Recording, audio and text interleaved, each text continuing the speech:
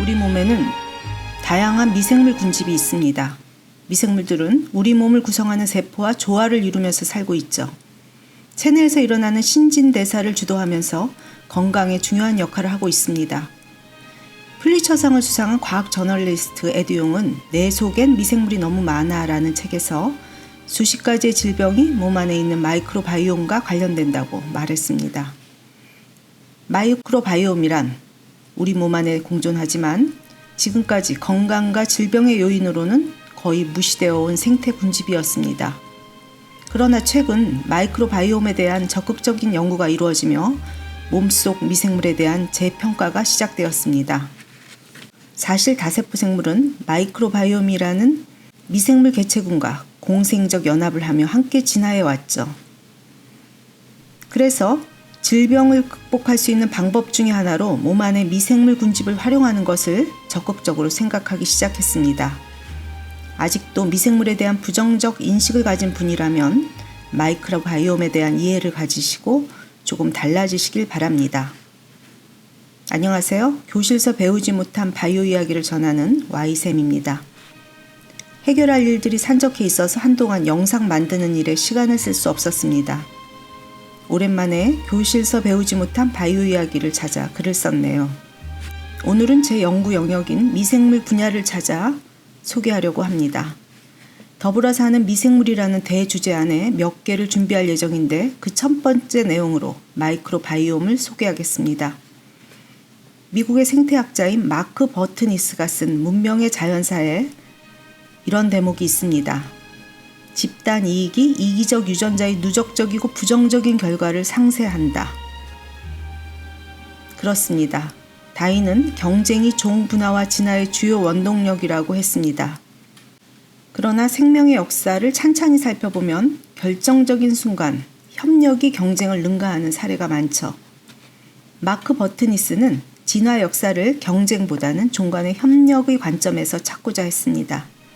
자연사를 종 사이의 협업의 측면에서 관찰하려고 노력하고 책을 썼죠. 아마 마이크로바이옴도 우리 인류와 협업하는 관계로 쳐다볼 수 있을 겁니다. 오늘 소개하고자 하는 내용이죠. 지난번 영상은 파킨슨병의 기승전을 소개했습니다. 아직 완전한 결론이 난 것은 아니니 기승전결이라고 하지 못하고 기승전이라고 말하네요. 병을 인지하고 치료제를 찾는 과정이 어떻게 전개되는지에 대한 사례를 파킨슨병의 기승전으로 소개해봤죠. 모든 병은 같은 방법으로 병을 인지하고 치료제를 찾습니다. 오늘은 지구 생태계를 구성하는 또 하나의 그룹인 미생물이 우리와 어떻게 연대하며 살고 있는지에 대한 힌트를 제공하고자 합니다. 사랑과 인내가 있으면 누구나 할 수 있는 것이 과학이라고 했죠. 인류를 이롭게 하고 세상을 변화시키는 과학은 세심한 관찰에서 시작됩니다. 과학자가 직업이 아닌 여러분들도 주위를 둘러보시고 세심하게 관찰해 보세요. 지금까지 보이지 않던 새로운 것을 볼 수 있는 눈을 가지게 될 거며 그 덕분에 삶의 지평이 넓어질 겁니다. 그러면 우리는 보다 행복해지죠. 2006년 12월 21일 발행한 네이처지에 제프리 고든의 논문이 실립니다. 비만병에서 미생물의 역할이라는 제목과 함께 몸 안을 채운 장내 미생물을 표지 그림으로 선택했습니다. 중요도를 가지고 다룬 거죠. 이 논문은 대중에게 크게 어필되었고 이후 비만과 영양실조에 영향을 미치는 마이크로바이옴 연구의 시발점이 됩니다. 마이크로바이옴이란 용어를 사용하지 않았지만 대장 미생물의 중요성을 알린 선구자가 있습니다. 우리는 상표명으로 익숙해서 이미 알고 있죠. 바로 메치니코프입니다. 메치니코프라는 유산균 음료를 기억하시죠? 우리나라 한 회사의 유산균 상표로 알려진 메치니코프는 프로바이오틱스인 장내 혐기 유산균에 관한 연구가 아니라 면역에 관한 연구로 노벨상을 받은 분이죠. 1908년 독일의 파울 에를리히와 함께 공동으로 노벨 생리의학상을 수상했습니다. 그런데 메치니코프는 생애 후반기에 자신의 면역 연구와는 별개로 불가리스라는 장내 세균의 중요성을 설파했습니다. 불가리아 농부들이 장수하는 이유를 불가리스라고 하는 세균을 포함하는 요구르트를 즐겨 먹기 때문이라고 했죠. 메치니코프 그 자신도 죽을 때까지 시큼한 요구르트를 먹었다고 합니다. 메치니코프는 섭생의 중요성을 강조하면서 지금 통용되는 프로바이오틱스라고 하는 오르토바이오시스의 개념을 도입한 사람입니다. 그의 통찰은 당시로는 파격적인 거죠. 그러나 혐기세균인 장내 미생물 배양이 불가능했던 당시 과학적 환경으로 인해서 그의 주장은 설득력을 잃었고 잊혀져 있었습니다. 최근 장내 미생물에 대한 활발한 연구 때문에 그의 통찰이 재조명되고 있죠. 그의 통찰이 있었음에도 불구하고 인간과 미생물 협업에 대한 통찰이 늦어진 이유는 미생물에 대한 부정적 인식이 한몫했을 겁니다. 사람들의 뇌에는 균은 질병의 원인으로 각인되어 있습니다. 균을 유해균이라고 인식하는 것이 이미 타성이 되었죠. 그래서 유익균에 대한 인식을 가질 겨를이 없었을 겁니다. 그런데요, 사실 질병의 세균론이 상식이 된 것은 인류의 역사 중 꽤 최근의 일이죠. 그 전에는 질병에 걸리는 것은 그저 나쁜 공기 때문이라고 생각했고 미생물을 관찰할 수도 없었으므로 부정적 인식을 가질 수도 없었겠죠. 그리고 발효처럼 미생물 이용에 대한 경험적 지식은 쌓여 있었습니다. 그런데 독일의 세균학자 로베르트 코흐가 질병의 세균론을 입증했습니다. 질병의 세균론은 현대의학 분야에서 혁명에 가까운 업적입니다. 그 업적으로 1905년 노벨 생리의학상을 받았습니다. 코흐는 감염병은 오로지 원인이 되는 미생물에 의해서만 발병한다는 걸 증명했죠. 코흐가 사용한 방법은 지금도 감염병 연구의 교과서입니다. 코흐는 탄저병, 결핵, 콜레라의 원인이 세균이라는 것을 엄격한 실험을 통해 증명했죠. 지금도 감염병의 원인을 규명하는 데는 코흐의 방법을 사용하고 있습니다. 코흐 덕분에 수많은 감염병의 원인균을 확인할 수 있었지만 안타깝게도 세균에 부정적 딱지를 붙여놓았습니다. 결론적으로 질병의 세균론은 미생물의 긍정적 역할을 오랫동안 놓치게 했죠. 2000년대 이전까지는 장내 미생물에 대한 연구가 간헐적으로 이루어졌지만 주목받지 못했습니다. 그러다 2006년 제프리 고든이 장내 마이크로바이옴과 비만과의 상관관계를 발표하며 미생물의 긍정적 역할이 대중의 주목을 받게 되었습니다. 그리고 좀 더 촘촘하게 관련 연구가 이루어지게 되었죠. 2006년 그가 쓴 논문의 제목은 에너지 수확 능력 증가와 연관된 비만 관련 장내 마이크로바이옴이었습니다. 장내 미생물 군집에 따라 비만 여부가 결정될 수 있다는 것이 결론이었죠. 고든과 연구팀은 쥐의 장에 존재하는 주요 세균 그룹의 비율이 뚱뚱한 쥐와 마른 쥐 사이에 서로 다르다는 사실을 확인합니다. 쥐의 장내에는 박테리오레스와 퍼미큐테스라는 두 개의 세균 그룹이 대부분을 차지하고 있는데 뚱뚱한 쥐에는 퍼미큐테스에 속하는 세균이 상대적으로 많이 존재했으며 이는 사람을 조사했을 때도 마찬가지였죠. 이를 바탕으로 세균의 조성이 비만과 매우 밀접한 관련이 있다는 결론을 내렸습니다. 우리 이제부터 마른 사람의 장내 미생물을 마른 미생물 군집, 뚱뚱한 사람들의 장내 미생물을 비만 미생물 군집이라고 말하기로 할까요? 그럴 때 고든과 그의 연구진은 섭취한 음식물에서 에너지를 얻는 능력이 마른 미생물 군집을 가진 사람보다 비만 미생물 군집을 가진 사람이 크다는 결과를 얻게 됩니다. 마른 사람이나 비만한 사람이 똑같이 2000칼로리에 해당하는 음식을 섭취했다고 할 때 비만한 사람이 약 5% 정도의 열량, 100칼로리를 더 흡수한다는 얘기죠. 100칼로리가 추가 열량이라면 이것은 1시간 이상 운동을 해야 소모되는 열량이죠.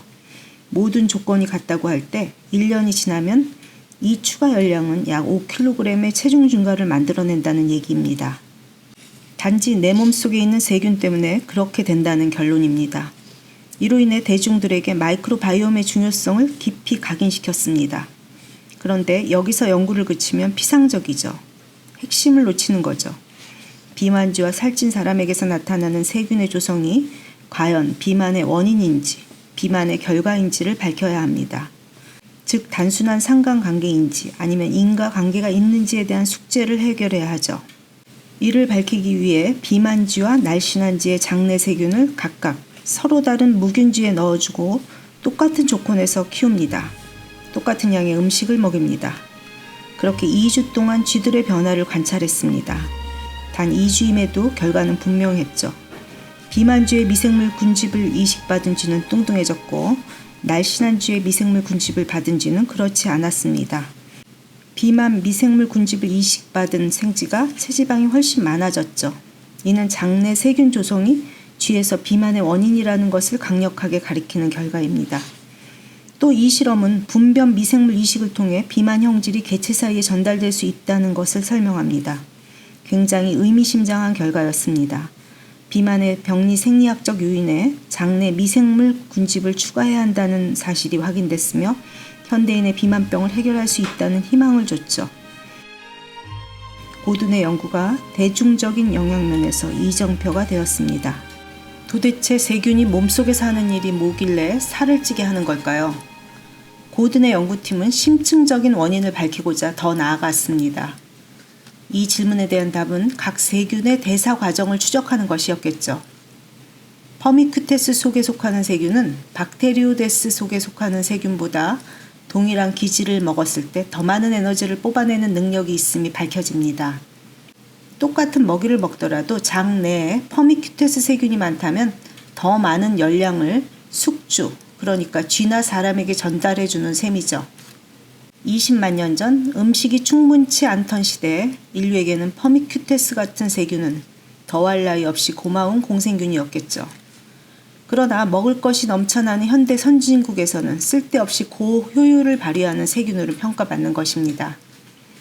태고적부터 미생물은 공생적 또는 적대적인 관계를 맺으면서 생명의 다양성에 일조해 왔습니다. 척추동물은 수조 개의 미생물과 직접적인 관계를 맺고 살아왔죠. 대부분의 미생물은 소화기관에 머물면서 숙주의 소화와 면역에 중요한 역할을 하고 있었습니다. 그 생물들을 마이크로바이옴이라고 통칭하고 있습니다. 다양한 연구를 통해서 장 속의 마이크로바이옴이 인체의 중요한 대사 경로에 관여한다는 것이 밝혀지고 있습니다. 장에서 박테리아가 합성하는 비타민 B7이나 비타민 B12, 비타민 K는 당뇨나 암, 알츠하이머에 이르는 질병에 대항하여 우리 몸을 보호한다는 연구 결과도 있습니다. 2000년 이후에 인체 마이크로바이옴과 관련된 연구 목록도 촘촘해졌고 그 결과도 많이 활용되고 있죠. 마이크로바이옴이라는 과학용어가 광고에 언급될 정도로 쓰이고 있으니까요. 건강한 마이크로바이옴을 위한 음료나 약 개발이 제약회사나 생명공학 벤처회사의 주요 과제가 되고 있습니다. 유산균 음료는 물론이고 화장품 또는 마스크팩까지도 상품을 선전할 때 이 제품은 마이크로바이옴 기술로 개발했다고 과시하곤 합니다.